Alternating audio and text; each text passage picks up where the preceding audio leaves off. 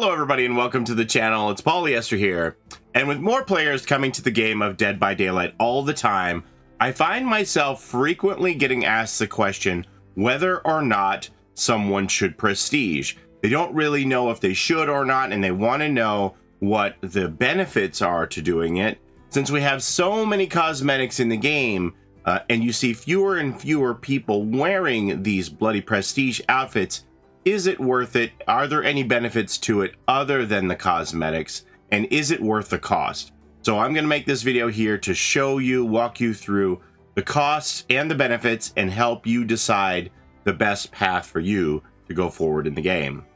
But first, we're going to talk about Opera GX, the browser for gamers, and the sponsor of this video. With GX Control, you can enhance the performance of your PC while gaming and get rid of the lag and those annoying FPS drops by using the network limiter, the RAM limiter, and the CPU limiter, which will allow you to keep tabs open without having them hurt your gaming performance. If you like music, you can log into Spotify, Apple Music, or YouTube Music directly from the sidebar and keep all of your favorite music streaming services here all in one place. You can keep on top of your social media at your fingertips, integrated into the sidebar here. Like I have my Discord and my Twitter going on, but you can see you can add Facebook Messenger, Telegram, Instagram, etc. It's all here in Opera GX.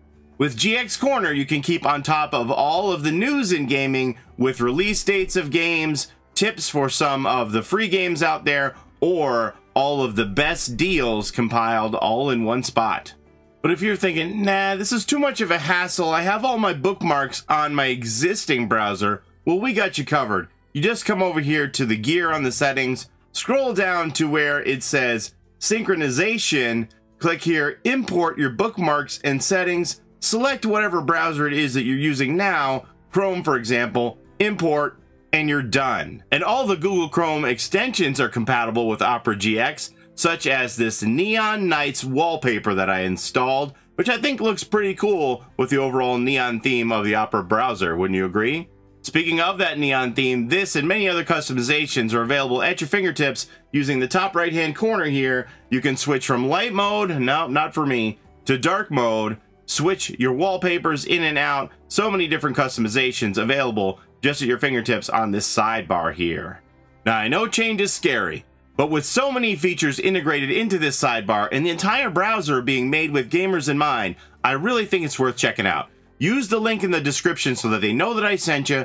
Give it a try. Let me know what you think. Come back here with the hashtag InstalledGX and let me know how your experience has been with this Opera GX browser. Now, back to the video. Okay, so what is prestiging? Prestiging a character is an option that you get in the game once you reach level 50, in which you decide to reset your character's level back to level 1 in exchange for slightly increased chances of your blood web spawning rarer items, as well as getting a blood-stained piece of cosmetic for that character. And you can do this 3 times, Prestige 1, Prestige 2, and Prestige 3. All of my survivors are maxed out at Prestige 3, except for Jill. You can tell by this little icon in the bottom right-hand corner of each profile has a little skull with the Roman numeral 3 to show that they're all Prestige 3. Jill does not have that. She's a basic level 50. So what'll happen here, once you reach level 50, you're at a crossroads, and you should decide this once you reach level 50 what you're going to do, because you can just continue to buy items on the web here. You see it says I'm level 50, so we'll go through and we'll complete this blood web. This is just going to be a big waste of points on my part, but I am going to show you what happens. So you'll see here on the right, I'm level 50, and I'll buy the last item on the blood web, and what it does is it spawns another level 50 blood web, and this will just continue infinitely until I either, well, it'll just go on forever. I'll eventually get all the perks that are available to me, and then I'll just get items and add-ons and map offerings and things like that. There won't be any more perks to get, but it'll just go on and on and on and on. However, if you think at all that you want to prestige, you should do it once you reach this point here at level 50, Because if you, let's say, go through this infinite level 50 blood webs and you do that 20 times, that's like 1,000,000 blood points that you threw away that you could have put towards your prestige. You could never get that back. So this is a decision you should really consider making once you get your character to level 50. So once you're on a level 50 blood web, here at the center, you have the option. You see here it says that I can prestige 1 my character. So we're going to go ahead and do that now. Now realize that once you do this, you're sacrificing all your perk slots. You're going to start out at level 1, so you only have the minimum perk slots, and you're going to lose all of your perks and all of your items and all of your add-ons, offerings. Everything is gone. You're wiping out your inventory clean. You're agreeing to start over. So we're going to do that now. And here we go. And it has the warning here, just to make sure that you understand this. Increase your prestige level. Increasing your blood web prestige level has the following effects. Resets the progress of this character to level 1. Unlock a prestige reward for this character, which is the bloody cosmetic. You lose all your items, add-ons, perks, and offerings for this character, and it will slightly increase the odds of getting better items in the blood web. I'll go through the I'll go through the percentage of increase of rarity at the end here.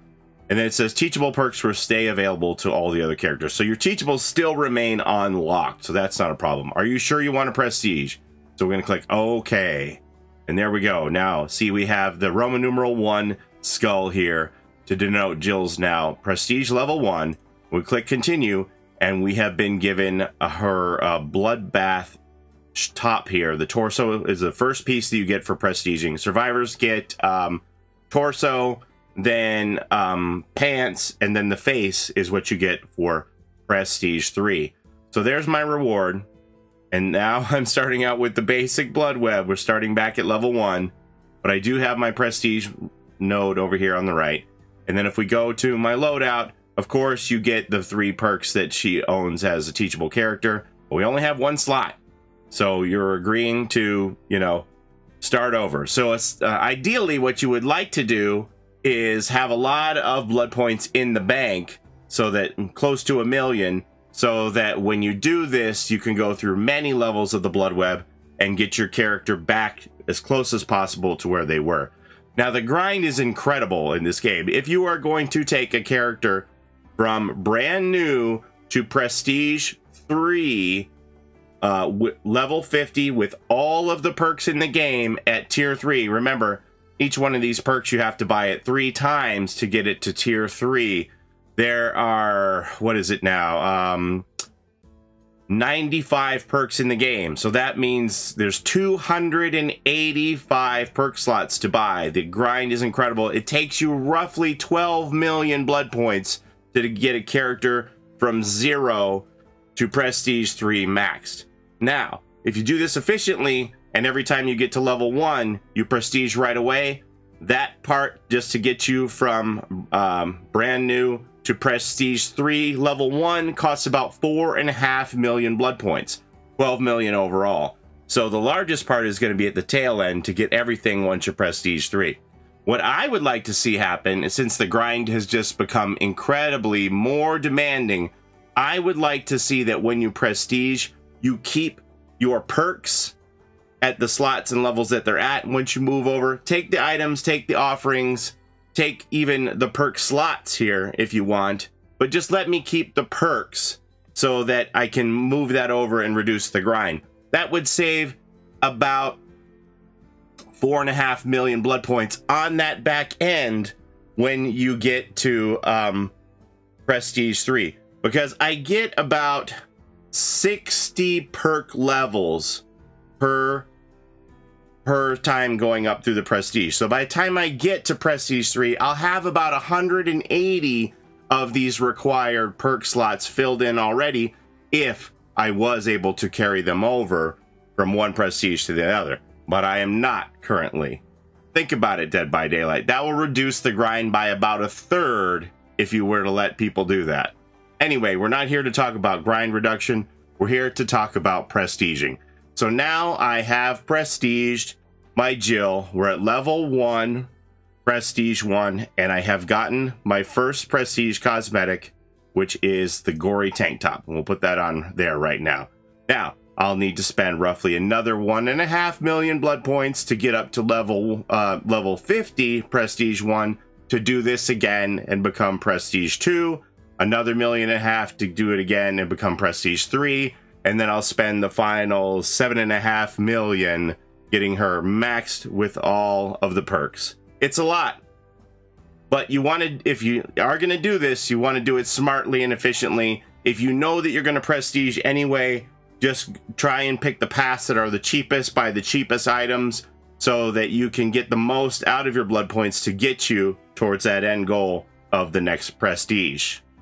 Okay, so for killers, it's the same story. I don't have as many of my killers prestige. I think I only have 8 prestige 3 killers, many more to go. And again, just to demonstrate how extraordinary the grind is here, I've been playing this game for 7,000 hours, and I still don't have enough blood points to have everyone maxed.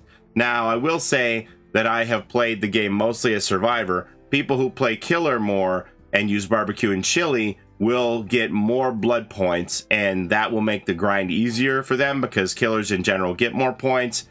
And if you're using the barbecue and chili modifier, that adds on top of that as well. So you can reduce the grind just by playing killer more. So now, I have 2 killers here who are ready to be prestiged.